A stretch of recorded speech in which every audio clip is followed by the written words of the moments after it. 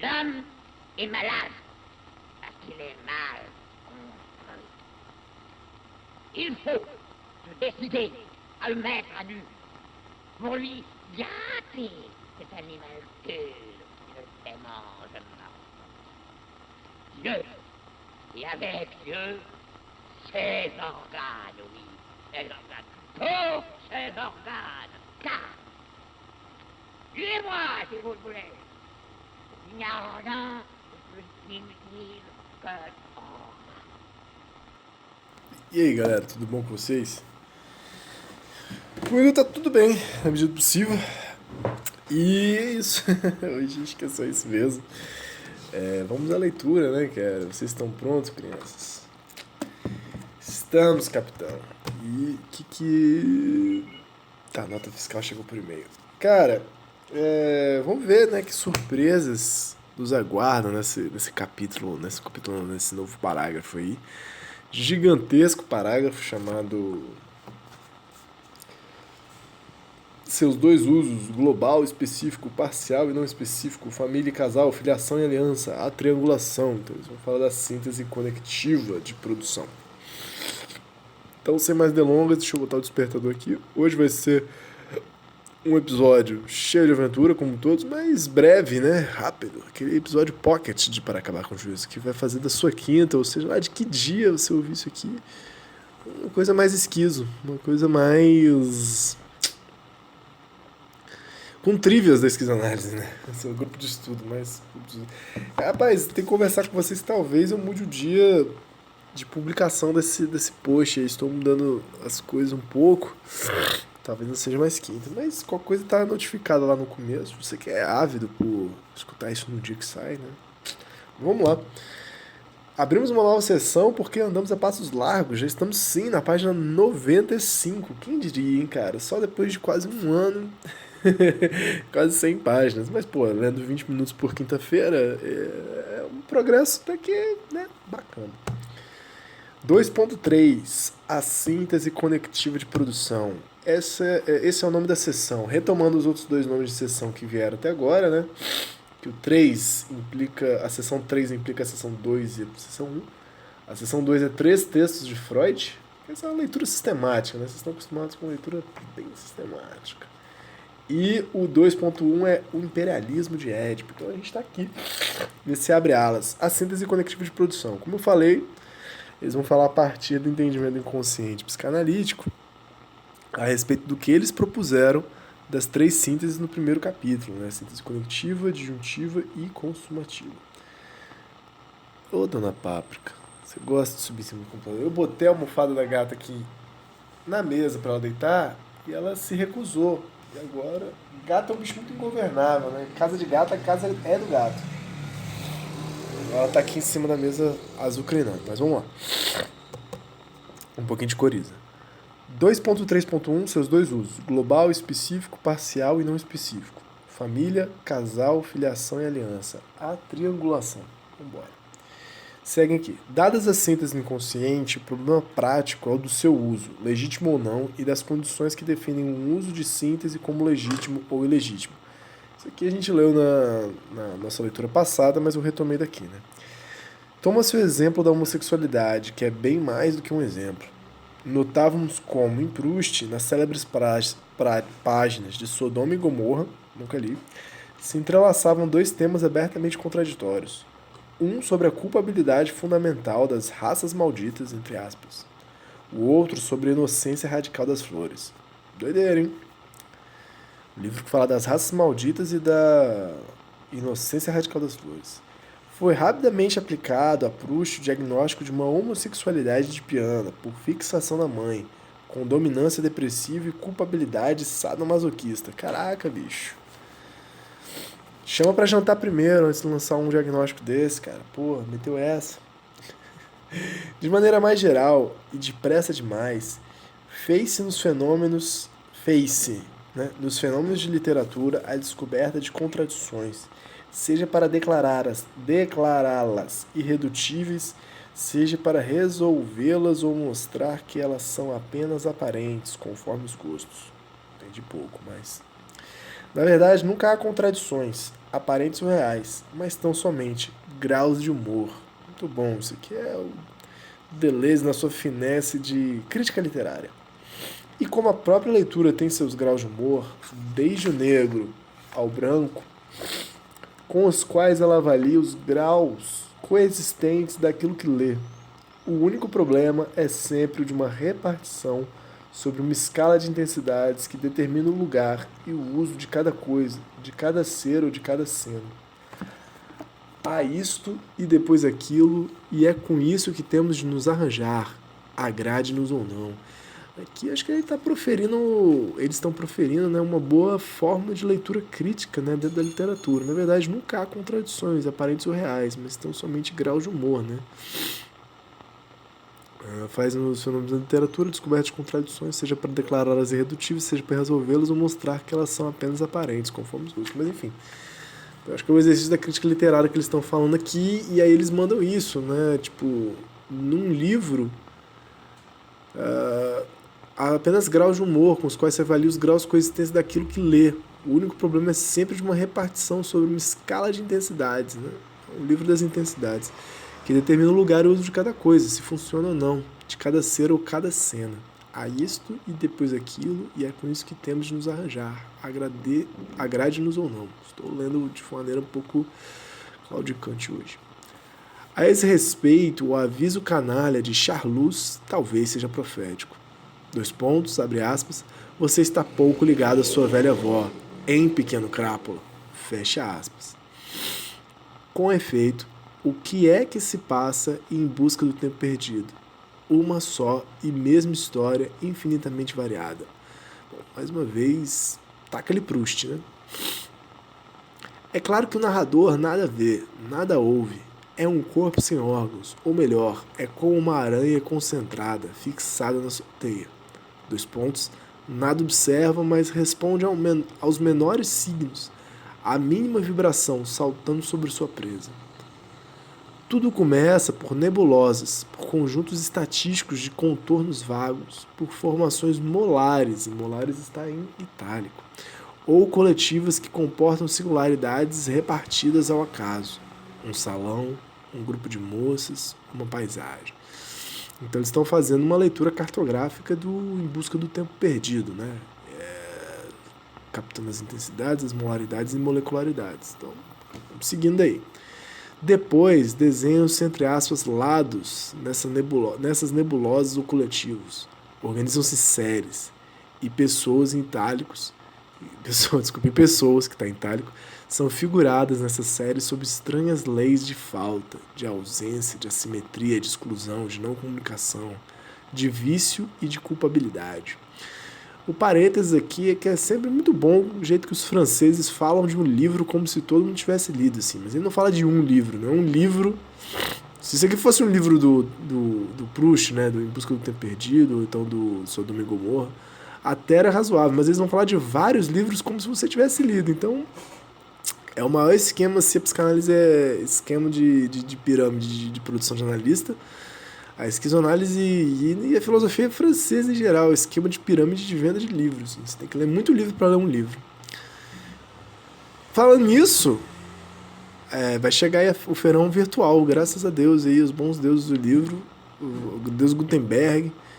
É o Gutenberg mesmo, né, que inventou o inventor da prensa, né? O inventor da prensa, da uma prensa. Eu acho que é o Gutenberg, eu espero não ter falado nenhum nome de nazista aí sem querer, mas eu acho que é o Gutenberg mesmo. Mas vai ter o feirão virtual do livro, que é isso, né? Graças às deusas vai ser virtual de novo da USP, que os livros vai estar tudo com 50% de desconto. Então se você ainda não adquiriu o Anti-Édipo, uns 1000 platôs aí, bicho, ou outros livros mais legais, vai lá, corre atrás, um Proustzinho da vida aí. É a hora de fazer suas vendas casadas aí, de fazer essas compras casadas. Comprar um Anti-Édipo e todos os livros que eles falam aqui. E depois ainda... Tudo se mistura novamente, se desfaz, mas dessa vez numa multiplicidade pura e molecular, em que todos os objetos parciais, as caixas, entre aspas, os vasos, entre aspas, têm igualmente suas determinações positivas e entram em comunicação aberrante graças a uma transversal que percorre toda a obra. Imenso fluxo que cada objeto parcial produz e recorta, reproduz e corta ao mesmo tempo. Mais do que o vício, diz Proust, o que inquieta é a loucura e sua inocência. Bonito. Se a esquizofrenia é o universal, o grande artista é seguramente aquele que transpõe o muro esquizofrênico e atinge a pátria desconhecida, lá onde ele não é de tempo algum, de meio algum, de escola alguma. Vou repetir essa frase aqui que... Oi, bebê, o que foi? Vocês estão atentados, hein? Quer ficar aqui? Rapidinho que a Neve tá demandando uma certa moral aqui. O que foi, meu bem? Eu tô por aqui. Acho que todo episódio tá rolando isso, né? A Neve dando um chiliquinho felino. É, um chiliquinho. Tamo aí.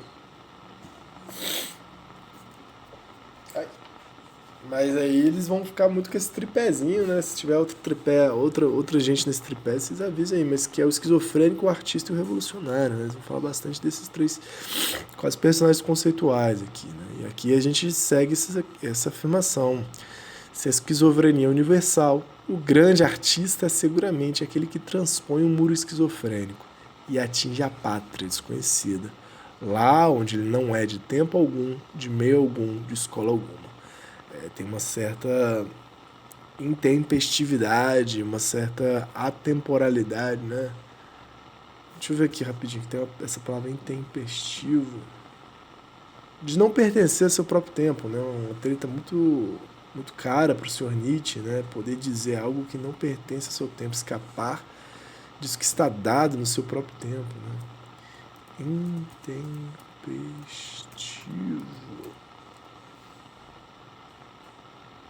Vocês têm que procurar o significado das palavras, né?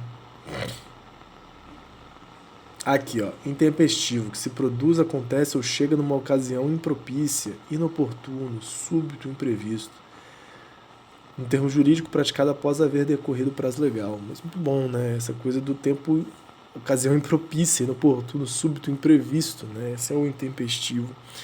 E é isso, né? Proust morreu sem ser reconhecido, depois todo mundo ficou estudando o cara. É esse tipo de autor intempestivo aí que Sr. Deleuze e Guattari gostam bastante. É o que ocorre numa passagem. Eu sigo lendo, não acho que vai parar tão cedo de falar de Proust, mas vocês vão sentindo aí que o tema é sobre as sínteses conectivas e seus modos de ser. Ô, sua gata, filha da mãe.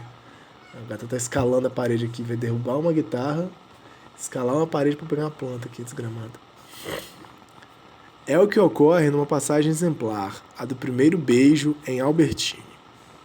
Inicialmente, o rosto de Albertine é uma nebulosa, mal se desligando do conjunto das moças.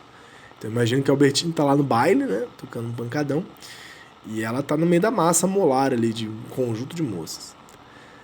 Depois, a pessoa de Albertine vai se destacando através de uma série de planos que são como que as suas personalidades distintas. E o rosto de Albertine salta de um plano a outro, à medida que os lábios do narrador se aproximam de sua face. Olha que atração, hein? Olha que conexão.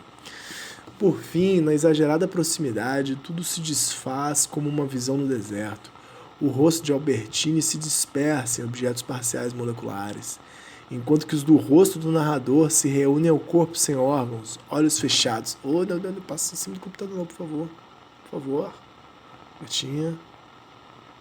Calm down, passa por trás. Isso, muito que bem. Orientando o trânsito aqui na mesa. Me sinto um guarda de trânsito felino. Enquanto os do rosto do narrador se reúnem ao corpo sem órgãos, olhos fechados, nariz apertado, boca túmida. Show de bola. Porém, mais ainda, todo amor conta a mesma história. Da nebulosa está... então, tipo assim, eles vão afirmar que o cara que entendeu a história do amor, né, foi o Proust. E aí eles estão indo aqui, como que é o passo a passo do amor, o que acontece. Da nebulosa estatística, do conjunto molar dos amores homens-mulheres, destacam-se as duas séries malditas e culpadas que dão testemunho de uma mesma castração sob duas faces não sobreponíveis, a série Sodoma e a série Gomorra, que se excluem uma à outra. Não entendi. Entretanto, nem tudo foi dito, porque o tema vegetal, né, porque como eles falaram lá atrás, é um livro sobre as raças malditas e inocência radical das flores, né? Vamos chegar nos deveres vegetais proustianos aqui. Entretanto, nem tudo foi dito, porque o tema vegetal, a inocência das flores, nos traz ainda uma outra mensagem em um outro código. Another code.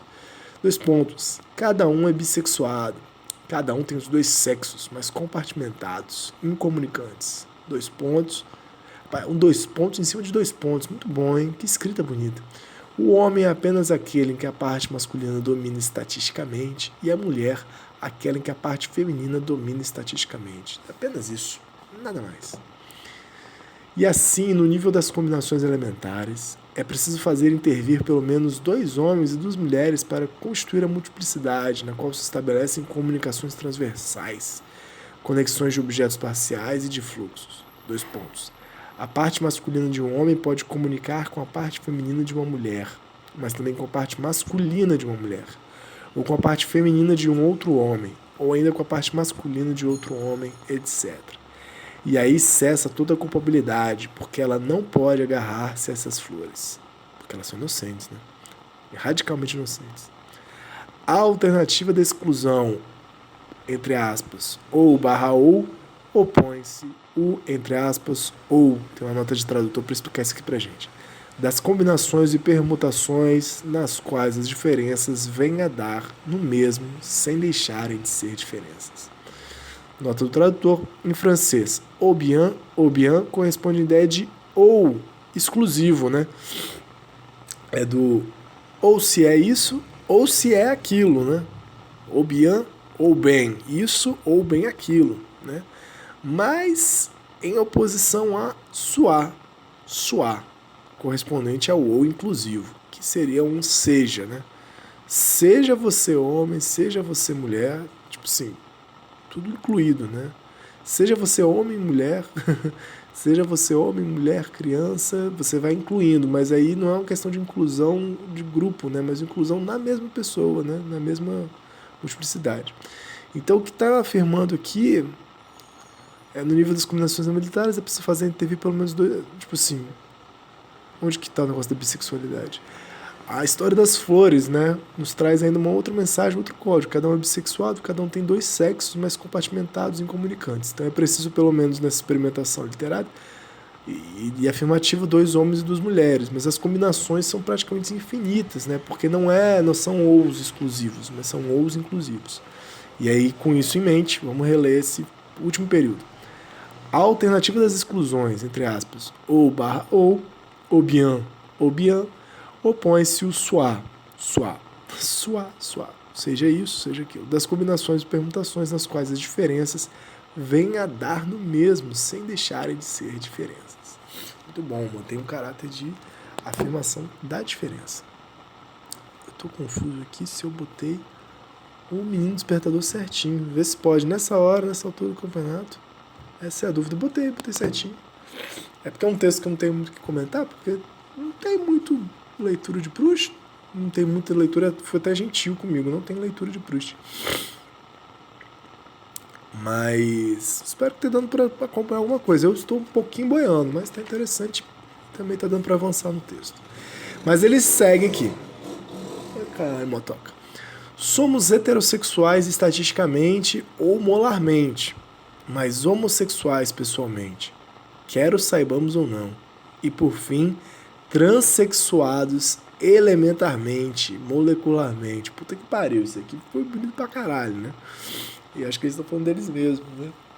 Estatisticamente ou molarmente, não, sobre todo mundo, né? Molarmente, você olha pra alguém, você vai tentar definir, cara, é homem ou mulher? Então já tem uma heterossexualidade, uma diferença heterossexual estabelecida. Mas homossexuais pessoalmente, quer saibamos ou não, isso aqui ficou enigmático, né? E, por fim, transexuados elementarmente, molecularmente, como nós somos um conjunto de conexões, sínteses conectivas, com N coisas, e isso tem uma certa libidinosidade, tem uma certa núpcia nessa conectividade, todo mundo é transexuado no nível elementar. Então tem uma afirmação da transexualidade muito bonita aqui. Lembra muito o trabalho do Preciado. Eis porque Proust, que foi o primeiro a desmentir toda... e rapidão. E aí tem essa história, 2 parênteses, né?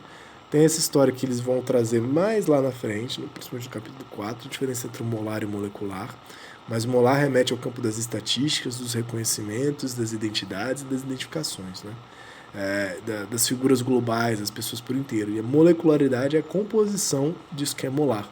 Molar e molecular não se opõem, mas são graus diferentes de organização das multiplicidades, né, por assim dizer. E aí quando eu falo e segundo ponto, quando eu falo de uma afirmação da transexualidade, uma transexualidade maquínica, conectiva, não é querer dizer que joga-se fora a identidade das pessoas transexuais, os travestis, que eles até têm um elogio interessante lá no Mil Platôs, assim, né? Nada contra o esforço homérico, pelo contrário, né? Das travestis e dos transexuais. Mas aqui é uma afirmação talvez epistemológica, assim, interessante, que é tipo começar da base. Não é dizer que tipo, todo mundo vive como um transexual. Não é sobre esse nível molar, não é sobre esse nível identitário, não é sobre esse nível de organização de multiplicidades. Não é um tanto faz, assim, né? Cada um vive... Já somos todos transexuais. Não é. Já somos todos travestis. Não é. Mas em algum nível de organização, principalmente também do pensamento, de perspectiva, de modo de ver a realidade, é interessante afirmar que, tipo, ao contrário do que muito foi feito na psicologia, na psicanálise, a partir do pensamento da heterossexualidade como o grau geral... Espera, eu tô comendo, tá vibrando. Eles vão partir de uma certa transexualidade, né? Então, até para você entender a heterossexualidade, você tem que passar primeiro pela transexualidade. Da mesma forma que para você entender a neurose, você tem que passar pela esquizofrenia primeiro, e não o contrário. É essa inversão do pensamento em favor da diferença, em favor da multiplicidade, que é muito interessante no que eles estão falando. E isso, mais uma vez, não despreza as condições específicas e o sofrimento real que vive, né? Os travestis, os loucos, os marginais, etc, etc. E acho que é importante frisar isso, porque senão a gente fica meio... uma generalização meio boba, assim, né?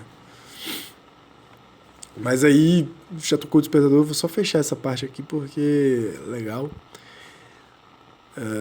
Eis porque Proust, que foi o primeiro a desmentir toda interpretação de pianizante de suas próprias interpretações, né? Tentaram de pianizar Proust, ele mesmo já desmentiu, opõe dois tipos de homossexualidade, ou melhor, duas regiões das quais apenas uma é de piano, exclusiva e depressiva, ao passo que a outra é esquizoide, adipiana, inclusiva e inclusiva, né?